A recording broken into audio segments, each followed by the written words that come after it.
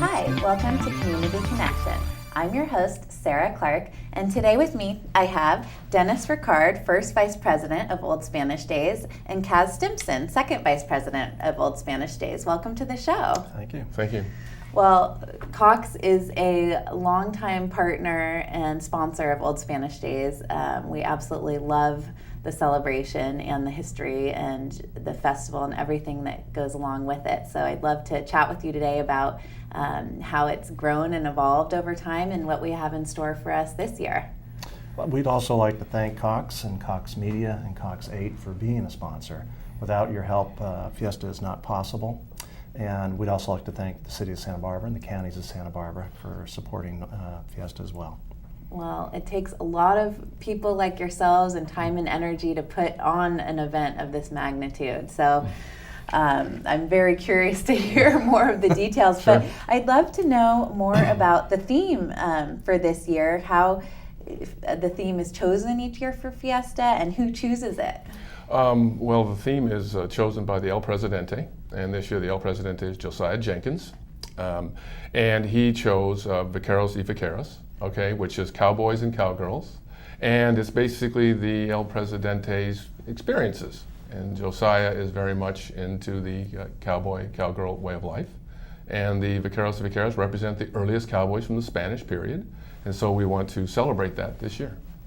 So, and Josiah has the store Jedlicka's in town, so I think a lot of people will know, and that ties in even more his tie Sure. with the cowboys and cowgirls, and so that's really exciting. Mm-hmm. So now we all know there's a big parade with Fiesta. We'll talk more about all the events, but how does the theme tie in with the historical parade that happens? Oh, well, it's Vaqueros Vaqueros, so therefore there'll be a lot of cowboys and cowgirls riding in the parade because it is an equestrian parade, and it's one of the largest equestrian parades in the United States.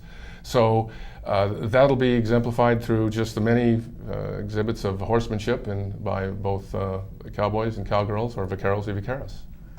And how is the parade theme chosen every year? Well, it's really more along the lines of the floats, and it's chosen by the parade committee in conjunction with the float chairman. And he's a great historian. His name is Mark Martinez, and he's come up with it over the years. And I believe it's Desfile de Playa this year is our theme, and it'll exemplify things having to do with past fiestas and so forth, past parades, and the beach and so forth. So he's come up with it over the years, and that's really how the theme is evolved. And so the parade theme can be different than the overall. Well, the theme of Fiesta. Theme of Fiesta. The theme of Fiesta can be different than the actual float theme for the parade. And who works on the floats? Volunteers. Okay. I mean, and nonprofits. We have a number of regular nonprofits who do magnificent jobs on floats. They spend hours upon hours of work. I mean, if you ever have a chance, you want to go down there on Thursday night before the parade. It's the mini tournament of roses. Wow. It's what it is, of flowers. People are actually putting in fresh flowers on the floats that night, and they're working until 2 o'clock in the morning, and then they're back at 5 or 6 in the morning. So it is something. It's an amazing devotion that people have to Fiesta, and the floats are really where the history is really truly depicted. Wow. We have incredible. about 1,600 volunteers that put on the parade.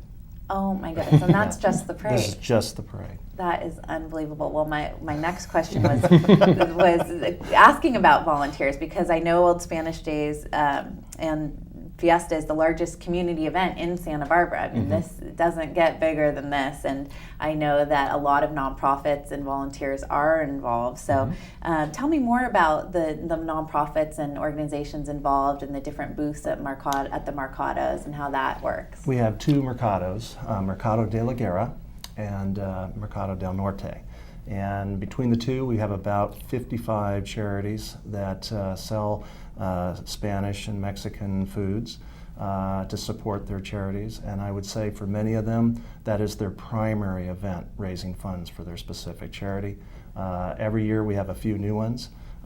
We also have the basic staples in the past, selling some of your finer Spanish foods. So I recommend everybody come down to the Mercados to help support those charities as well as enjoy Fiesta. And remind us where the two Mercados are. Mercado de la Guerra is in Plaza de la Guerra, Mercado del Norte is at Mackenzie Park, across from Loretto Plaza. Great. And is there anything new this year at the Mercados, or is it the same every year? Well, we have a lot of things happening. At Mercado de la Guerra, we're trying to stream live the entertainment.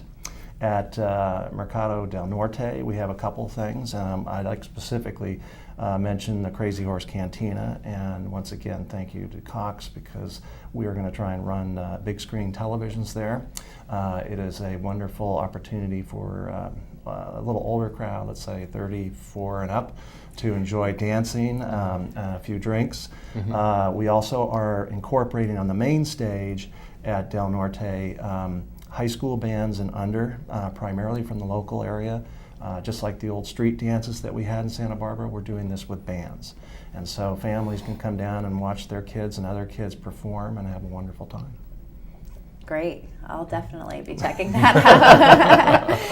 And tell me more about Fiesta Pequeña. I know there's so many events, but what is Fiesta Pequeña, and why should people go? Well, it's the opening event of Fiesta.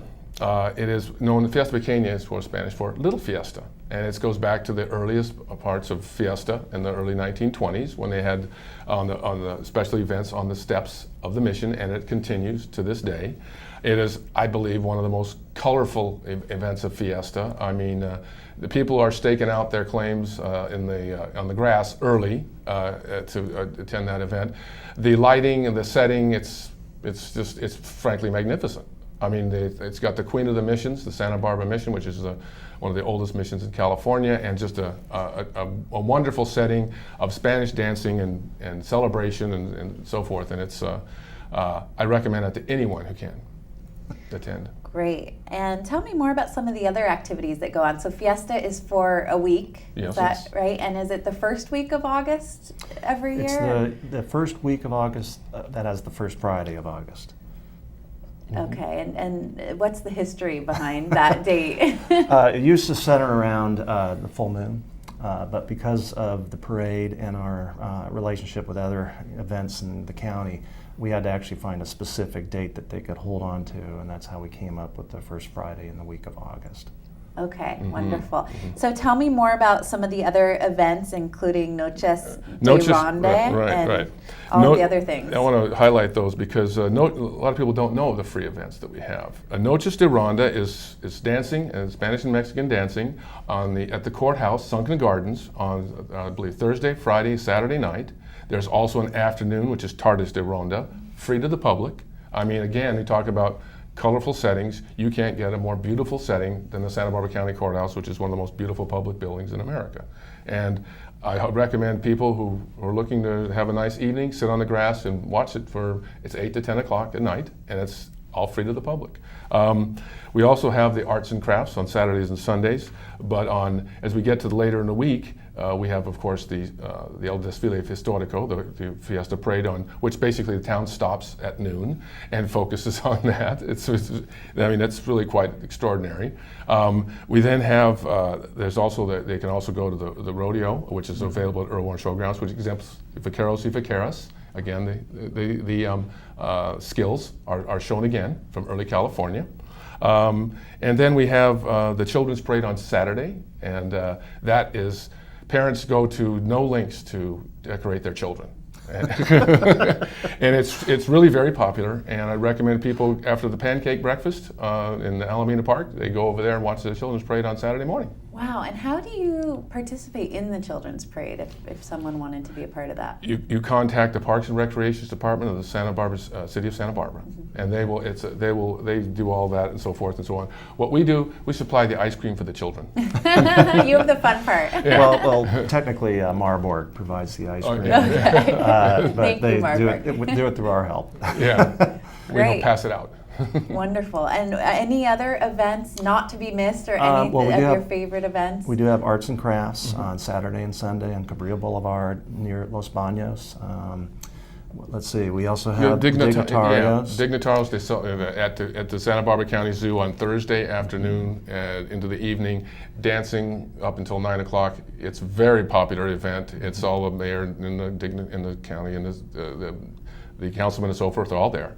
and so forth. So We it's also a great have event. the El Presidente party at the DoubleTree on Sunday late afternoon. And I'd also recommend that if people want to get involved with Fiesta, it's a great opportunity, lots of volunteer positions out there. I used to be head of marshals. It's a wonderful way to get to see the parade from the inside, as well as being part of probably one of the most incredible parades in the United States. Wow. And so I encourage everybody to go to Old Spanish Days. There really is something for everybody during the week. Absolutely. And how do people find out more information if they want to go to events or get involved? Well, you can call Spanish Days or look them up on the internet, oldspanishdays.org. Okay, and they're always looking for volunteers. So if you're really interested in signing up, want to be a volunteer, please contact Old Spanish Days, and they'll find a way to put them to work. Great. Well, thank you so much for coming on the show today and letting us know what we have in store this year. I know that I'll be out there as well as many people here at Cox. Thank you, too. Thank you. And thank you for watching Community Connection. We'll see you next time.